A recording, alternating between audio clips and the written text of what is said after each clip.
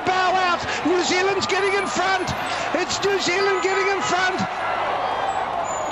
Now going to the photo finish. New Zealand have won it. It's black to gold. Gold and gold again.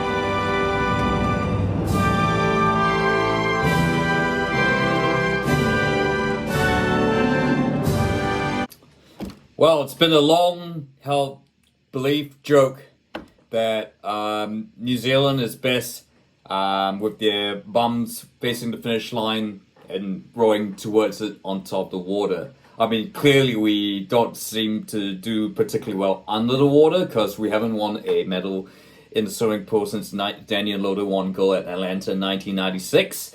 But certainly when we're on top of it, and we are particularly top, especially when we've got 2 oars in our backside to the finish line. I mean, we've been pretty good at canoeing and sailboarding, sailing. We've been really good, and then don't forget Luca Jones with the slalom canoeing. But certainly, if there's one sport that if it's not rugby sevens or netball to a certain extent, it's rowing that New Zealand really seems to come to the fore. Little old New Zealand. I guess, it is a really, really strange, it doesn't make sense. I mean, this little country of 5 million seems to consistently, get the medal, produce on the, on a sort of clear lake. Rowing is a bit of it's not exactly like, it's not a sport for the masses like, football or, running, and as you can see from the medal tally in the history, it is sort of you could almost say it's a rich man's sport. Having said that though, I mean, rugby is New Zealand's national sport, and that elsewhere it seems to be a rich man's sport outside New Zealand and Australia, so I guess that's a way we seem to take these elite sports and make them a bit more common. But in any case, look, New Zealand, yep, of course, it's still where the rowing is sort of coming to an end. As a producer, I thought I'd try and get this on the algorithm. And of course, this sort of comes on the back of the action on the 1st of August, on Thursday, the 1st of August, where New Zealand got, with medal in 3 out of 4 medal events, just including gold for the Supermoms, Brooke Francis, Nee Donahue, and Lucy Spore. Of course, they were silver medalists at Tokyo, and I think Brooke was part of Brooke was the other, Brooke was silver in this same coxless pair. Lucy Spore was part of the 8 that won in Tokyo. I think the women's 8 or 4, I can't remember. Yeah, but certainly she sort of came in for Hannah Osborne. And of course, you have to. They had kids in between games and came back and did much. Went one better. Went one goes to truly. So I should say that. Yeah, got to say that it's truly an amazing performance. Because you got to remember, though, of course, the Tokyo Olympics was delayed by a year, so they've only had 3 years to prepare for these games rather than the usual 4. And of course, it is truly remarkable they had. Have a baby. Of course, you have the night. You spend a bit of time on the sidelines, and of course, you have to look after the child. It's a different challenge that Nan's going to have experienced. So well done to those. But I digress anyway. Yeah. So look, New Zealand is looking on track. We have a couple more. We've got Emma Twigg in the gold medal final. She's certainly looking like someone who is having a bit of aging like fine wine. She was one who finished 4th twice in her first 2 Olympics, and we thought she'll never win a gold medal, a medal in fact. And now here she is. She is looking really good for a gold medal, although I'm going to be really careful what I say because I do not want to jinx it.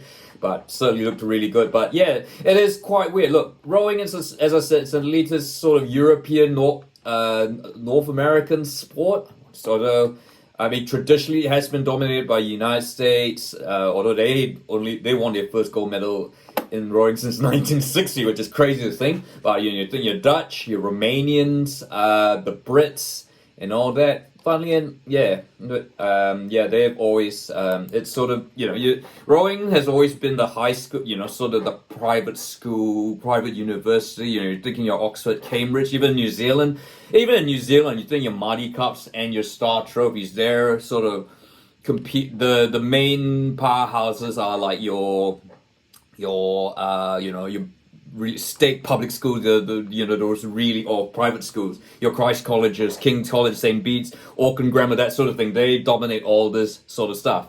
But yeah, it is yet, and I guess so I guess that probably explains why we seem to little New Zealand seems to keep having all the talent, because there's a really strong core, and of course look, even if the family kids might come from a financially disadvantaged background, thinking you know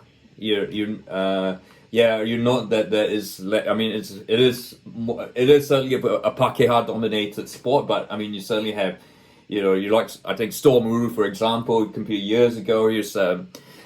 There's starting to be, yes, I guess even they are starting to, you're starting to get a bit more element. Of course, more, there's Waka Ama, which I know it's totally different techniques to all that, to your, classical rowing, but, I think that is that element, Waka Ama, you're in a boat, you've got to work as a team, and there's, kind of like a cox. And so that Waka Ama sort of can filter across through its rowing, canoeing, and all those sports. And I guess that leads to the point. New Zealand is really an island state, isn't it? I mean, it's 2 islands surrounded by water.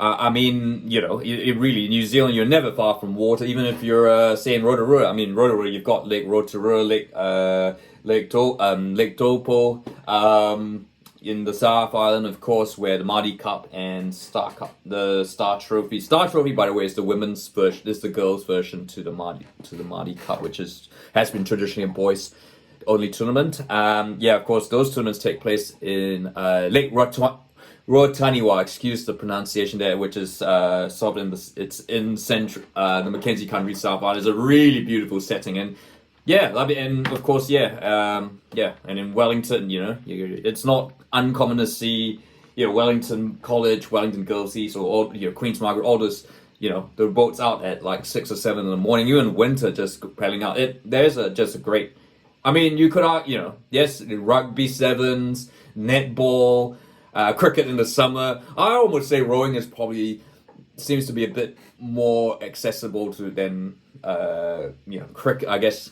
Cricket, I guess schools and all that, you just need rowing, But the other thing, look, I think it's not just schools, look, and I think the one key factor is that, in New Zealand we've got, there's the high performance, the rowing New Zealand has got this really high level, it's probably one of the best high performance centers just devoted to rowing out in Lake Karapiro, which is why you have so many rowers from Waikato, Cambridge, like Brooke and Lucy.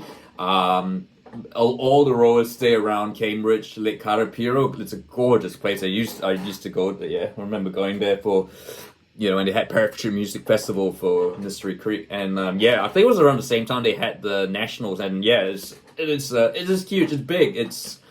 But for some, I guess, and the rowing kind of is, rowing's, of course, it's not in the Commonwealth Games, it's only in the Olympic Games. So, it kind of feels like the energy is sort of like compressed. They have World Champs, World Cups in Europe and all that in America. It seems like the energy is all compressed into this Olympics, and so that's why it's a massive deal. And, I guess that kind of way helps the hype build up. It's like, oh, yes, because to be honest, most New Zealanders, rowing is not rowing races, they can be exciting, but it's not, it is the most, it's more like a physically grueling sport. Like, it's just about the physique rather than, like football, rugby, where it's about talent and all that. They're just trying to row to the finish. It's all about endurance and all that. And, go try a rowing machine. I've done that, and it's hard on the heart. And, so look, so certainly every 4 years, when the Olympics comes out, it's a huge deal. I'm not entirely sure. By the way, I'm not entirely sure why it's not in the Commonwealth Games, and that's probably going to be a bit moot point if the Commonwealth Games survivors anything go by. But so certainly more rowing, and of course, look, New Zealand, of course, brief history, of course, that 1920. I guess you've got to. It's New Zealand's still a relatively young country, although it seemed, with rowing, we've sent our first rower at the Olympics was Darcy Hatfield. He won bronze at the 1920 Olympics in Antwerp. But it wasn't until 1968 where we got our first goal. And of course, the women didn't, women's rowing wasn't introduced until Montreal 1976. And our first woman was in first woman row was in 1984. Our first gold medal, first women to win the gold medal was in 2004 with the Ever Swindells from Clive Hawke's Bay, Caroline and Georgina Ever Swindell. Of course, they now go by a different name now. Comments on what they're doing right now. I'm glad they're enjoying their life. But yeah, look, certainly the twins, of course, probably our most famous, certainly the two rowers who, along with, I guess, Mahe Drysdale, who've really inspired this current generation. Your Brooke Francis, the sports sister, of course, Lucy has her twin sister who got bronze in the women's four. But yeah, look, and of course, Mahe Drysdale, of course, now Mayo Tauranga, he is a double gold medalist, and could have had three had he not gotten sick in Beijing. I remember that very well. So there is there is a lot of heritage there, and then and then of course Eric Murray and Hamish Bond. In the men's, the men's pair, probably the winningest pair in Olympic rowing history. 2 gold medals.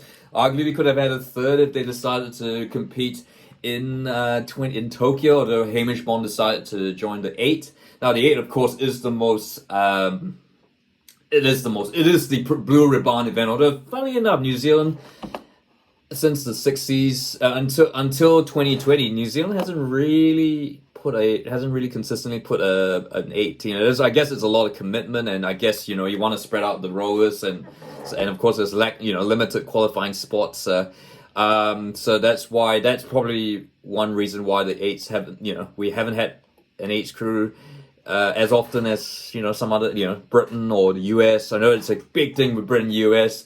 You always think, the